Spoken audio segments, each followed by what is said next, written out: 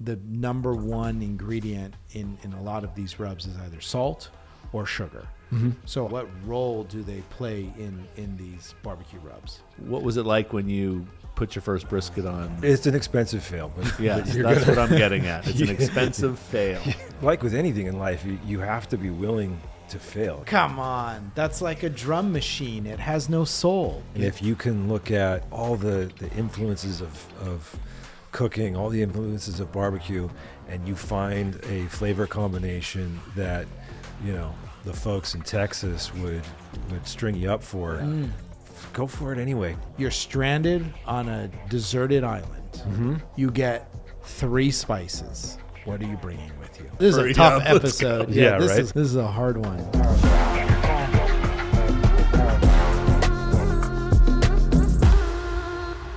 Hey everyone, welcome back to the OG Spice Guys Show. I'm your host, Jonathan Raju, and today we're firing up the flavor and talking all things barbecue rubs. We're talking history, global traditions, meat cuts, the science of smoke, and of course, breaking down the spices that make barbecue an American staple. It's going to be a smoke show. Joining us in the studio is Brian. He's a chef and one of the founders of CaliforniaRubs, and he brought some barbecue for us to try for our family meal after the episode. I'll try to stay focused even though I'm getting a little hungry. So whether you're a seasoned pitmaster or just a hungry listener looking to level up your next barbecue, grab your apron and let's go low and slow. Yeah. What's that guy's name? Barry White. Barry White. Yeah, baby. Yeah, baby. Let's go low and slow.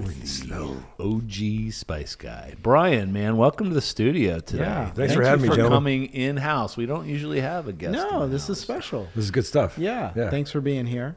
We're talking barbecue today. Yep. I've got PBRs ready to go. As you should. As I should. Brian's drinking the staple for- Athletic. We're going to get you caught up. This was a well-crafted show on our team's part. I agree. I'm really looking forward to it. Too. Family meal, we're going to eat some barbecue. Brought some. What'd you bring? I brought in brisket, smoked 14 hours. Did a little 4-hour smoke on and a dry rub on some ribs, and then I did my own recipe of smoked chicken wings. To go with, I did some potatoes with garlic and rosemary, a little roasted potato action, and then carrots with a balsamic glaze and a pot de creme, just because I got fancy last night. So this is our first episode of the year. Yeah. So we're just coming off the heels of Christmas time. I got some really cool gifts I want to share. So this first gift here, you can see it, is an organic whiskey. Oh. Wow. My very good friend Will gave this to me. He's my whiskey and cigar czar. Yep. Taught me everything I know. So Yep. shout Thanks, out- Will. Thanks, Will. Shout out to Will it's organic. Okay. So, my wife's giving me a hard time. I'm like, listen, it's organic. It's fine. And then my other vice is cigars. Okay, I right. absolutely love cigars. My very close and dear friend, Rob, our producer, gave me this really cool lighter. It's right here. Oh, it's over Sorry. here. Okay. It worked on the set over All right. here. I'm Oh, the hoping- OG Zippo, I like it. That's It's a awesome. good brand to work with, Jay. Yeah. Thank you. You're welcome. All right. So I got something I want to talk to you guys about. Okay. Shoot. So, I'm a big baseball guy. Yep. And I guess in between baseball, there's this football thing. So Rams were playing the Chicago Bears. Yep. Oh, what a game. The Bears. Yeah, the Bears. The Bears. I couldn't help it. And did you see that afterwards there was all these photos of their socks in the locker room and they were stained red? Do you know Yes, why? I saw this. No, why? So the Rams heard that if you sprinkle a little bit of cayenne in your socks, it will help keep your feet warm. Wouldn't that burn your feet, maybe, or something? That's Or we do. We that's- put that around the perimeter of the house to keep the Yeah, rats pests and the, away. and Yeah. the cats away. Yeah. Yeah. But all right. in your socks. So the Rams put them in their socks. And there's and sprinkle a then- little bit in the socks and put the socks on their feet. And they said that it helped keep their feet warm during the game. Obviously, it was extremely cold. Yeah, yeah. Being from LA, we don't deal with those kind of temperatures. So I think it was the spice that gave the Rams the advantage to defeat the Bears. And if the Rams go on to win the Super Bowl, it would be because of the cayenne. The question is whether that cayenne was organic, Yeah. There you right? go. Because that would be an extra boost. right? I think so. Get the promo department on OG sending Spice Guy OG Cayenne. Spice Guy Cayenne to We'll the Rams. We'll send it as to the a- Rams. Yeah, we'll sponsor the Rams with Cayenne. Oh, yeah. That's a great good idea. idea, right? I like could it. send them a 50-pound box of Cayenne. I love that it's just not something chemical. Yeah. right? No, it's natural. It's just totally natural. So the science behind it's super interesting. The Cayenne binds to and stimulates receptors in your skin, the same receptors that are used for heat and for pain. okay. So the capsaicin is just gonna. That's warm you exactly up what it and- is. It's the okay. capsaicin. So capsaicin is the active ingredient in cayenne. That's what gives it cayenne. Yeah. It's spice. Yep. It's heat. Yep. And so it binds to the same receptors, and the body's natural immune response is to send blood to that area because it thinks that area is actually hot, and it wants to pull the heat away. Okay. So sends blood, it thinks it's pulling heat away, and so it increases circulation. So we all know when your body's really cold, right, your vital organs get all the circulation, right? The body thinks it's okay if you get frostbite on your finger or your toes, it's not the end of the world, at least you won't die. Okay. Right? So as opposed to impacting vital organs, so it prioritizes your core. So that's why your extremities get cold. Rush blood to your feet, increase blood flow, brings warmth to your extremities, and in this case, the Rams' little tootsies stayed nice and toasted Nice. during the game. But you just put a little bit. You put too much, you'll really Burn the shit irritate out the of your skin. feet. Exactly. That's exactly. right. All right. Go We saw Rams. Go Rams. Smoked cayenne or just regular? 'Cause I think it was regular cayenne. Yeah. I think we should send them smoked though. You think so? Yeah. look, Okay. Smell Smoked better. Tootsies has a nice ring to it. All right. It'll be high quality organics and California Rubs in partnership with the Los Angeles Rams. That's a good deal. Super Bowl sponsors, maybe. Yeah. Yeah. Super Bowl commercial. Halftime. Halftime show starring you and me and Brian. Yeah, we'll do a little All thing. That's the most football we're going to talk about on this show. Yeah, I'm not a football guy. That's but, okay. When it involves spices, I figured we should talk That's about good. it. Okay, we're talking barbecue. This entire episode is about barbecue. And one of my greatest pet peeves, if I just have a moment to vent, Yeah. how many times you go to somebody's house or you get an invitation and they're like, hey, you want to come over? I'm having a barbecue. So I'm like, oh, sure. Sounds great. What are you cooking? And they're like, oh, we're going to throw some steaks on, maybe some hot dogs, hamburgers. That's not a barbecue. Oh, you're grilling, baby. You're grilling. You're grilling. Exactly. Got it. Tell us the difference between the two. Grilling is literally direct heat. Throw the meat on the grill. Yeah. Heat underneath, whether it's propane, charcoal, whatever. Barbecue is an all-encompassing cultural art form that, I like that. is part of the American fabric. It is low and slow. It's indirect heat. It's sauces. It's rubs. It's Smoke. different cuts of meat. Smoke. It's you being a little scientist in your backyard, making something that tastes amazing, and you spend all night doing it Yeah. for your friends to eat at 2 in the afternoon, Yeah. watching the big game. Yeah. So it's Agreed. So please, listeners, let's use the correct terms. This is not grilling. This is This is- barbecue. This is barbecue. This is barbecue. I think what most people do in their backyard when they turn on their propane, Yeah, it's grilling. that's grilling. Yeah. So if Okay. to all my friends, please invite me for a grill. Got Unless it. you're in fact barbecuing. There you go. My barbecuing prowess is with Yeah. Traeger. I have a Traeger. Great brand. Good brand, and I smoke pork butts, and I've done a brisket, but I'm kind of a little bit of a wimp when it comes to the brisketing. What was it like when you put your first brisket on? It's an expensive. It's an expensive fail, but Yes, you're that's gonna- what I'm getting at. It's an expensive fail. I mean, like with anything in life, you have to be willing to fail, especially with all things cooking. But like a big cut of meat that's going to take you a long time to do it. Understanding, the physics behind it of, okay, this thing's going to start off with a dry rub and whatever smoke I want to put on it, whether it's hickory, mesquite, cherry, apple, whatever, what kind of flavors I want to impart. And you have to know kind of at hour one what you want your finished product to look like 14, 15 hours later. So it's a lot. Stress. It's stressful if you let it be stressful, but it's, you throw this thing on at night and you can sit around and, shoot the shit with your buddies and smoke a cigar, have a few beers and watch this thing cook all night. It is a great excuse to just hang and talk. And when you're done, you've got this amazing thing to hang out around and talk some more. Love it. So, As with everything, we want to start with the origin. So, Educate us. yeah. Educate us, guys. yeah. I'm an audience member now. Educate us. American barbecue didn't just show up one day on a picnic table. It's rooted in African, Caribbean, and indigenous tradition. The word barbecue comes from the Taino people of the Caribbean. Barbacoa was their method of slow roasting meat over wooden platforms. That technique traveled, and in the American South, it became a survival skill for enslaved Africans who brought with them deep culinary traditions from West Africa. So, Brian, can you explain what barbacoa was when it was brought here and its similarities to barbecue? Barbacoa and indirect heat cooking, smoking, all that kind of stuff. Yeah, it came from the Caribbean. It came from the southern European countries, Spain, Portugal. Came from Africa. A bunch of different spices and stuff involved, but all of it really low and slow heat.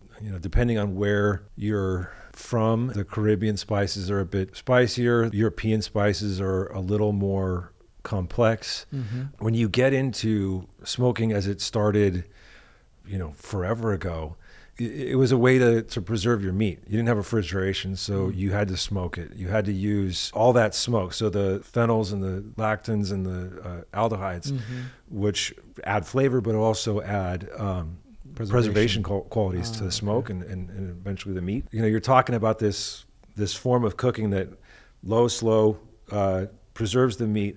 Also, you're dealing with, when you get to the Americas, the folks who are cooking like this can't afford great cuts of meat. So you're talking about, brisket, which, you don't cut into a brisket at medium rare. Right.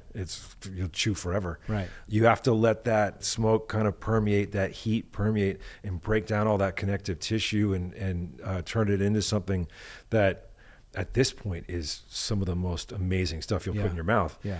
Interesting kind of evolution of this low, slow method that was just, for lack of a better term in French cuisine, peasant dishes. Like, it's all peasant dishes. They were cheap But cuts. now we're in the Americas, and over the last 60, 70 years, barbecue has turned into this amazing art form that is some of the most coveted meals you'll eat. You sit down to barbecue now, and your plate of food is going to cost you $60. Yeah.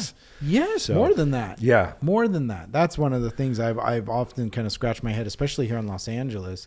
We have some great local spots, and I'm just like, you can't get out of there for a family of four under $200.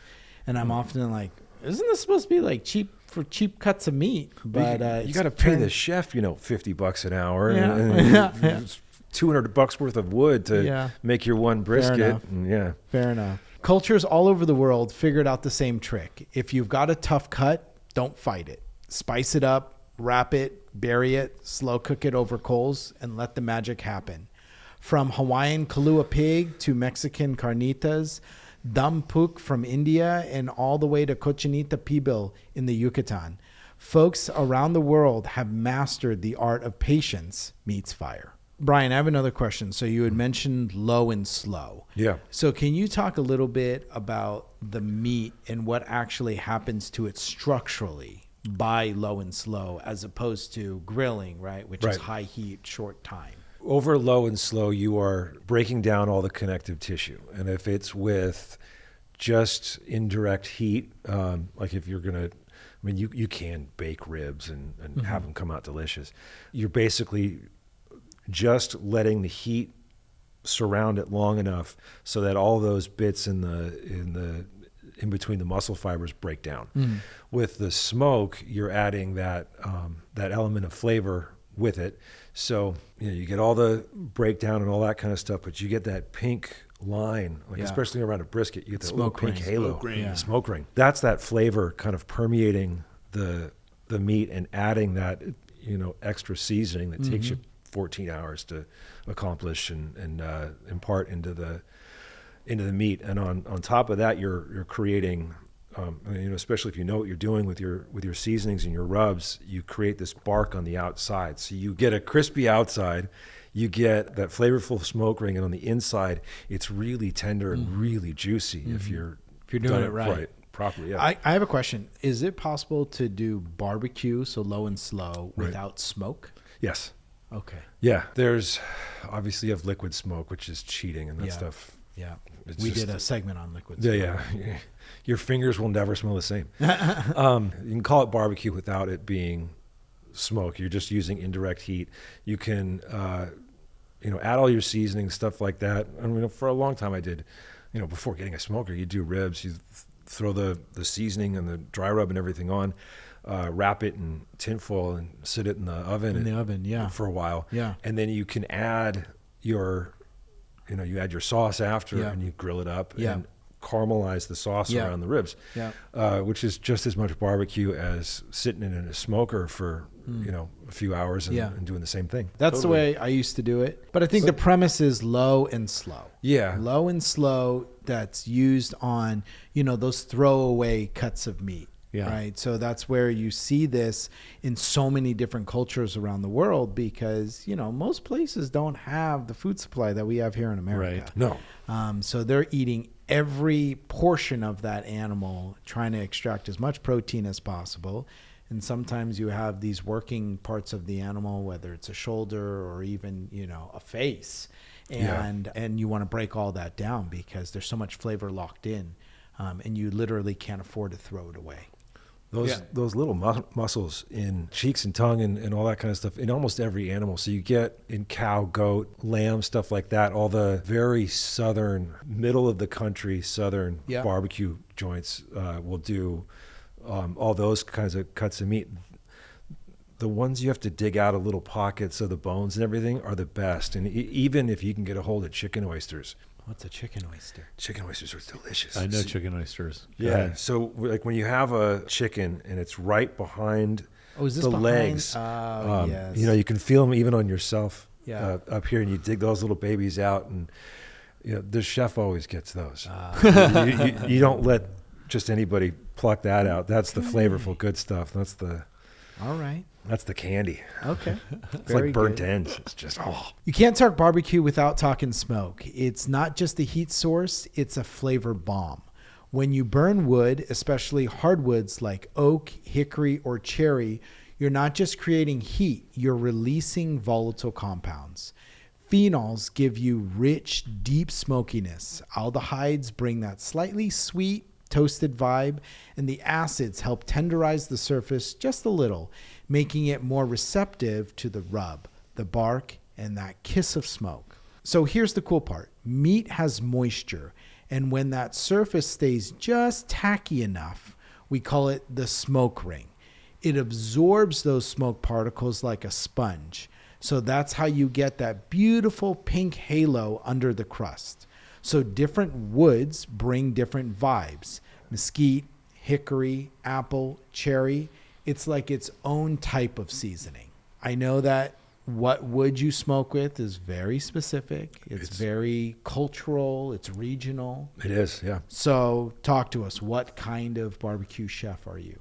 I have never been of the opinion for anything in life that one way of doing things The right is way. the right way. Yeah, I like and it. if you can look at all the influences of cooking, all the influences of barbecue, and you find a flavor combination that, the folks in Texas would string you up for, go for it anyway, because it's going to stoke your guests out. So for my barbecue, for the brisket, I do just a salt and pepper rub, super simple, super Texas-y kind of deal. Little olive oil on the outside just to allow that smoke to kind of take to it. What kind of wood are you using? I'm using mesquite for because I like that smoke flavor. I like a stronger kind of smoke flavor, especially if you have a stronger sauce to go with it. Now, mesquite is a type of tree. That's a type of wood. That's a type of wood, yeah. Okay.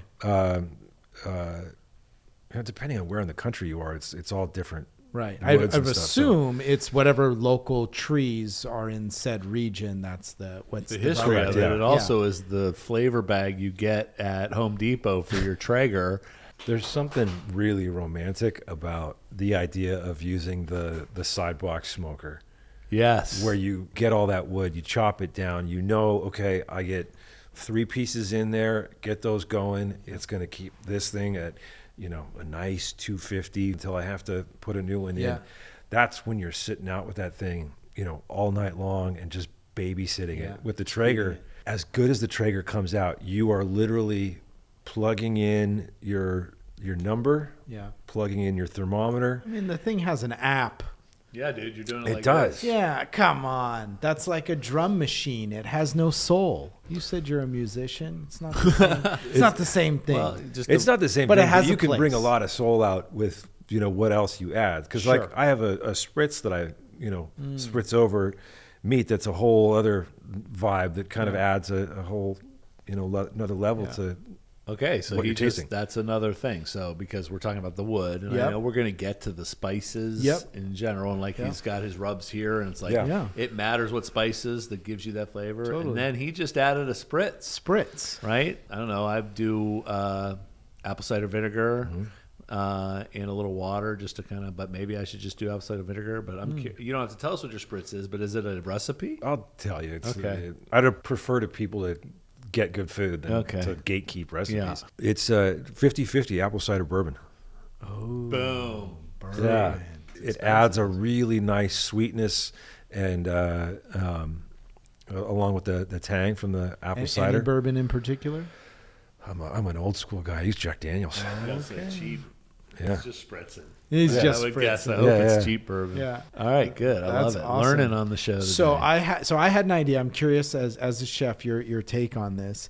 So with the Traeger you're using the little wood pellets. Mm-hmm. So my idea was in the spice industry we often will have byproduct or spent spices that we really can't do a whole lot with. Right. So I was thinking of creating a new industry and putting those spices in with the wood pellets and have spiced wood pellets. So That's maybe interesting. it's some paprika, some cayenne, and so it's actually burning the spices and imparting the flavor in the smoking process. I wonder what that would do to the flavor. I know Yeah. too. And Yeah. don't mix that up with the cat litter. They look the same, and Yeah. that cat's going to be upset. Yeah. We were talking about the woods. We started to touch on this next topic. There are regional differences in barbecue across the United States. So these differences are influenced by local ingredients, cultural preferences, and available resources. So, Brian, I'm curious, where did you learn to barbecue and what region influences your methods? I learned under French chefs, which is great. Okay. But I really wanted my, American roots to say something about what my food tastes like. And Okay. so I wanted to learn the art of barbecue and be very good at it. That said, Texas has done a lot for me, but you look at all these different places around the country that do all these different things. So the vinegars and mustards and tomatoes and sweet and tangy and dry rub as opposed to no sauce. So, as you go from the southern East Coast in towards Texas, things go from mustard vinegar into more tomato, stuff like that. And you go from all pork over, and it all turns into steak. And as you go south, you get weirder animals and things like that. Interesting. So it's not only the method of preparation, the type of smoke that's being used, but the animals as well, the protein source. Up in the Carolinas, they're big on their pigs. I can imagine. Just love a pork butt, love a whole hog in Northern Carolina, and then you get, as you go south, you start to get pork butts and then ribs and all that kind of stuff. So North Carolina, vinegar-based sauces, Vinegar and mustard mostly, and whole pork, whole pig. pork. Yeah, just get a big spit and let that spin over that heat for as All right. long as you can. So then Memphis, I think this is a little bit more apple cider vinegar. Yeah, they're more tangy. More, Okay. Yeah. Okay. Coca-Cola, I've also heard. Coca-Cola's big in KC. Yeah. KC. Yeah. I mean, it's wild what they throw beer in there. They throw Coca-Cola. You go, wait, were you stoned in the kitchen? What happened? But it's delicious stuff because it makes this bark around the outside. It's candy meat Yeah, at I'm that sure point. that's It's so sugar. good. Oh, man. Yeah. All right. So then you said you were talking your experiences in Texas. Yeah. So Central Texas, dry rub. Dry rub, I love dry rubs for the beef side of things. I think, a little bit of dipping sauce on the side is great and stuff like that. A simple dry rub is, I think, the best thing ever. So you go salt and pepper, you let the smoke and the meat kind of speak for itself, especially if you've got a good cut. Yeah. If you go in and are nuts and get a Wagyu Yeah. kind of deal and cook that thing over first of all, empty your fat bin like 3 times over the course of that cook. The Yeah, thing's never that's going to crazy. be done. Yeah. But also, you want to taste that meat because they were good to that cow, and the cow's Yeah. going to be really good to your palate. Yeah. What's the difference between Central Texas and South Texas? I've always heard South Texas is more of that barbacoa, like molasses. It's more barbacoa. It's more molasses. It's more. You get more of the Mexican feel down there, and so interesting. that's where you get the Okay. goat, and you get wilder cuts of meat and stuff Game. over more gamey kind of Okay. stuff. It's really good, and you're starting to feel those other influences. So you're not just grilling something up and serving it with a plate of Wonder Bread. You're getting tortillas and all this other great stuff with it. okay. Corn and Jalapenos, probably, right? Jalapenos, Roasting, yeah, all stuff that like kind that. of great stuff with it. Yeah. Oh. So you're Yeah. getting that Hispanic influence. Yeah. Got it. Yep. And then you had mentioned Kansas City, Kansas City. Yeah, Kansas City does, burnt ends. which is more beef, but they do pig as well. Okay. What is burnt ends? Burnt ends are the bits from your brisket that you really can't kind of serve in that nice sliced So it's piece of the meat. burnt ends. It's It's a burnt literally end, yeah, okay. which have turned into like this, whole other meal in and of itself Yeah. because you get these little flavor bombs that people love, and it's kind of nice to just pop one in your Yeah. mouth, especially as you're cooking. Yeah. Chef sample. Yeah, it's got all the seasoning and the sauce, and too. the sauce and the smoke on it as well. So it's not like a steak you grilled. It's No. it's like the little piece from the thing that sat in the fat the longest and just has all that goodness in it. Oh, yeah. This is Hurry a up, tough let's episode. go. Yeah, this right? is hard. This is a hard one. We didn't talk about. I think it's KC. Those maniacs do mayonnaise-based sauces, barbecue sauces. Oh, interesting. Which is, I don't understand that. I cannot get behind a mayonnaise-based Barbecue sauce. Barbecue so sauce. eggs and oil. eggs and oil, Yeah. and a Plus little spices. plus spice, spices, yeah. yeah. Which you get some good dynamite sauces and everything. I get it with the more Asian influenced Sure. barbecues, but Mayonnaise can be a good binder, super good binder, yeah. right? Yeah. Because binder, right, Yep. for the spices, whether he's using oil or you're using mustard or But you're using, that's I a see dipping mustard a sauce. lot. That's not a not a dipping slather it sauce, though. on. All and, right, like, so we're grill going to it with that, critique yeah. the KC people on their mayonnaise-based sauces. I'm okay with taking a stand, All right. right? All right. I like honey in my barbecue sauce. Everybody crucify me. Do you know? I do like it spicy sometimes too. I like to have multiple sauces. I'd rather not have it on so that I can dip and taste Yeah, the various Absolutely. sauces. Get All right. weird. Yeah, Mix get the weird. sauces together. Yeah. Finally, what we've all been waiting for, the spice rub. The rub is where the real magic happens. It's your canvas, your flavor code. And barbecue uses more spices than just about any other cuisine out there. Maybe second only to Indian food. You've got paprika for sweetness, cumin for earth, cayenne for heat, brown sugar for bark, and then it gets real creative. You have wet rubs, dry rubs, mop sauces. There's no one way to do it. How do you approach building a rub from scratch? Is it flavor first, region first, or meat first? All about flavor. Flavor. All right. So I want to interrupt real quick. So you're stranded on a deserted island. Okay, you get 3 spices. What are you bringing with you? So easy. Salt, pepper. Here it is. What's the third one? Why are you tying my arms behind my back like this? That's just mean. Deserted man. island. Because you're on an island. Because you're on an island. Can I grow my garlic, or do I have to consider that a spice You too? can bring a bulb of garlic. Okay, garlic counts. Yeah, garlic's not a spice, But but garlic we'll powder give it to you. Okay. is my answer. So we'll go So right there. Rob I would is say gonna do garlic what? powder. Garlic powders. Yeah, garlic powder's a big one. Garlic powder. You would bring garlic powder times What do we 3. think? What are we deciding upon? Paprika. Are we Paprika's deciding an important one, but more color. it's way more color than it is anything else. I mean, For I'm me, on a it's- deserted island. I'll go celery salt. 'Cause Ooh. I'm going to be eating a lot of fish. Oh, okay. All right, good. A practical Very answer pragmatic. there. Very See? pragmatic. Look Okay. at that. I'm not happy about this, by the way. That's It's okay. just- it's a- That's okay. it's a- You and thought I were just exercise. going with I was thinking of what Yeah, meat, what do I like? He's Yeah. thinking I got fish to cook, Yeah. yeah. and Yeah. so I'm going celery seed. Yeah. Okay. Right? What would yours be? Cumin. See? Yeah. I'm going off of what I like. So cumin, probably a turmeric, and Turmeric is color. I feel. yeah. Too, Well, right? no, there's an There's a lot of earthiness flavor to it. that Okay, comes out of see? a Right, yeah. turmeric. Yeah, and in paprika. In barbecue and in Indian cuisine especially, you're relying on the maturity of spices over the cook. Mm-hmm. So if I could take my answer back from celery salt, I would pick cayenne, because cayenne becomes real complicated the longer you cook it. Love that. I was asked by a lovely doctor to cook an Indian feast for him and his family. Okay.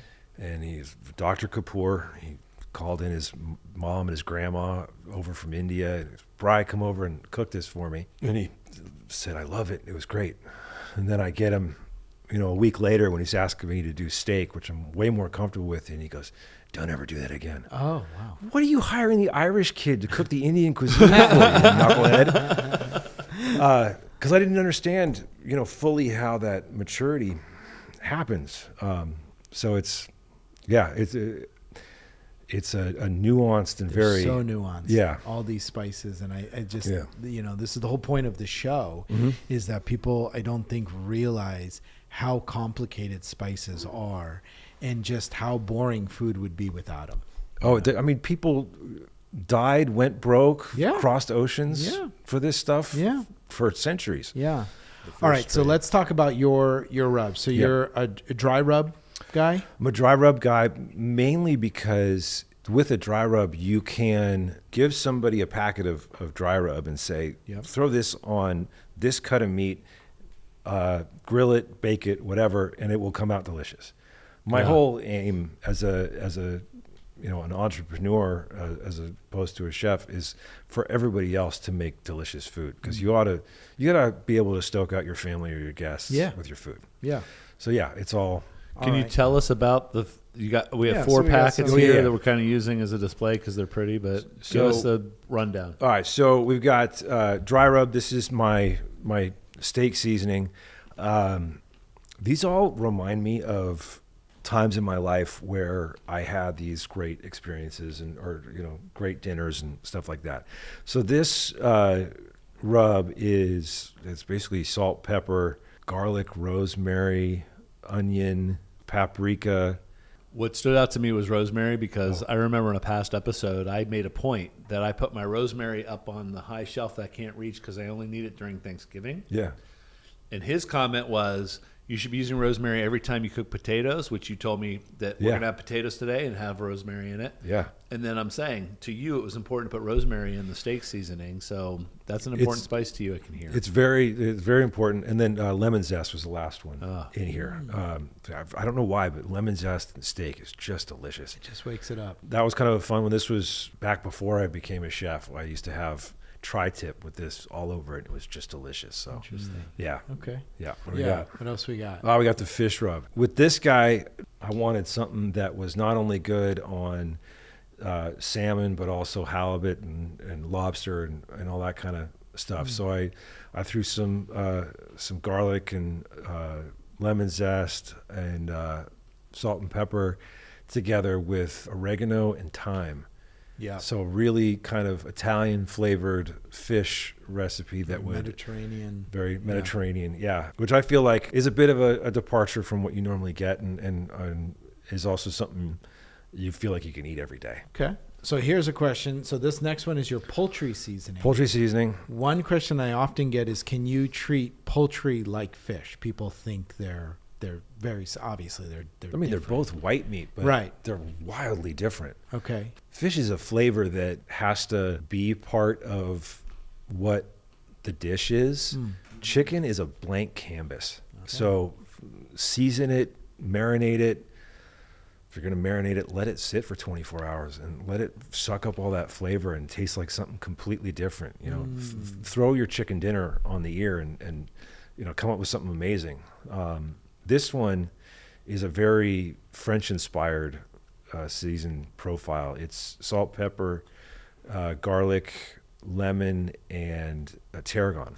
And it marries with the chicken very well. Lets the chicken kind of, especially if you're going to do thighs, which are flavorful. Yep. You know, it's pairing well with that, so you're getting all that. The chicken we're going to have later, I marinated since yesterday, and it's going to taste nothing like, you know, just your normal chicken. It's a whole other. It's not your grandma's chicken. No, it's amazing. Okay. Kind of, you know, extra. Oh, baby. Yeah. All right. Awesome. Oftentimes, you know, especially on our side, when we're doing the commercialization of these, right? I'm looking at formulas, you know, ingredient statements. The number one ingredient in a lot of these rubs is either salt or sugar.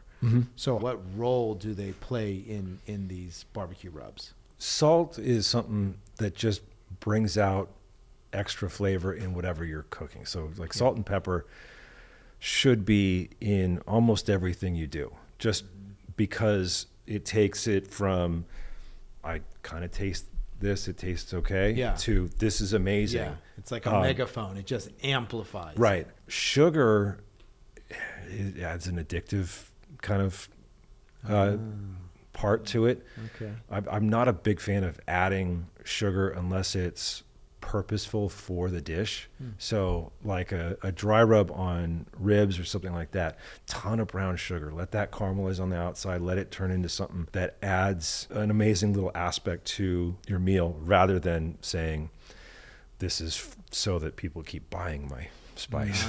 Okay. I got you. I appreciate that. I got you. These are all, they're all super clean, because I just, you know, you pick up a packet of spices in the supermarket and you're like, There's so much. I can't pronounce 9 of these ingredients. so what does much. that do for my food? So much. Yeah. And that's, you know, the beauty with high quality organics. We're 100% organic. So very, very clean label.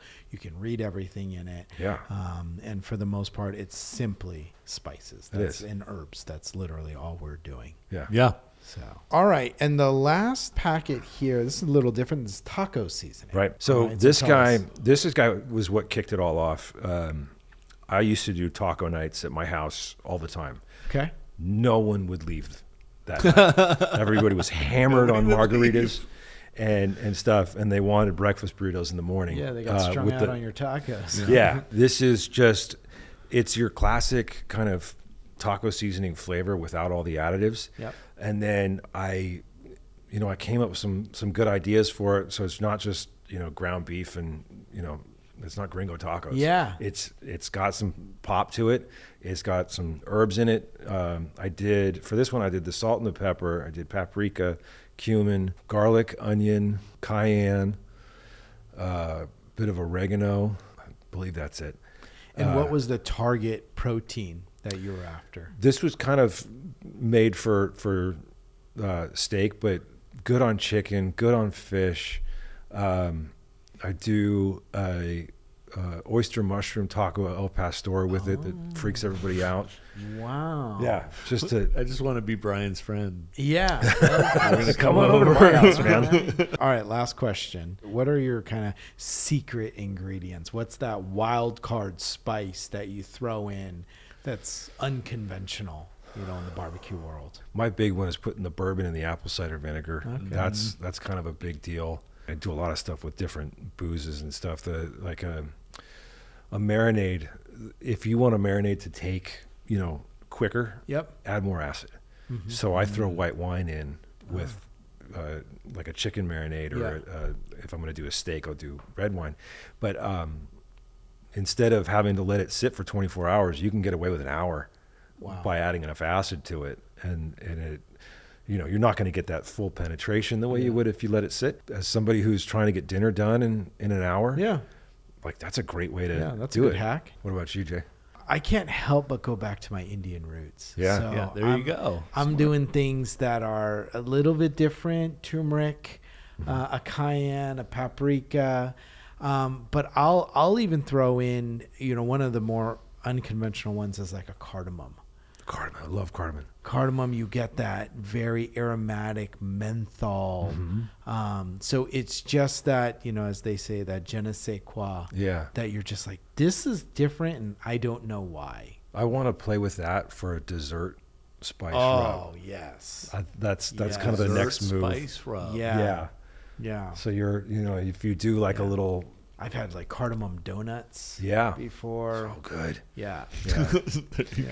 Yeah. Vanilla, cardamom. They do a little puff pastry with like some fruit and like a cardamom kind of like rub, a whatever. Topping, a dusting. Dusting, Yes. Cardamom, cinnamon, clove, nutmeg, ginger. Cardamom needs to be an educational spice deep dive, right? Oh, that's a on whole the rest of our episode. stuff. That's I probably have no 2 idea episodes. what you're talking about right now. What does this taste like? I haven't had so I'm going to have a cardamom puff pastry. We have cardamom in the cabinet right now. All right. It's good. It's another good complicated one. Yeah.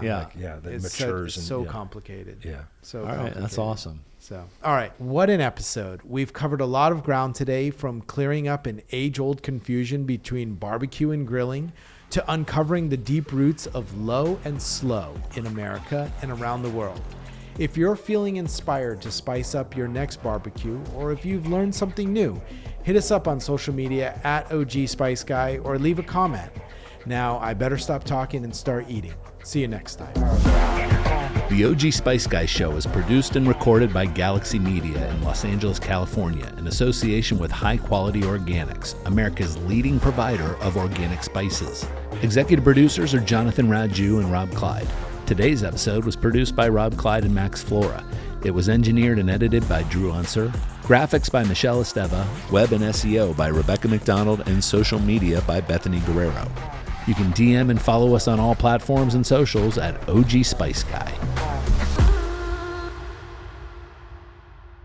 This is definitely low and slow, baby. No, OG Spice Guy is kind of a definitely badass. a risky. Yeah. He's definitely a badass. He's an HR risk. There's no HR in the kitchen, man. Yeah, because the low and slow part, I want to get pervy with it. Do you know what are the 2 sexiest animals on the farm? No. Brown chicken, brown cow. There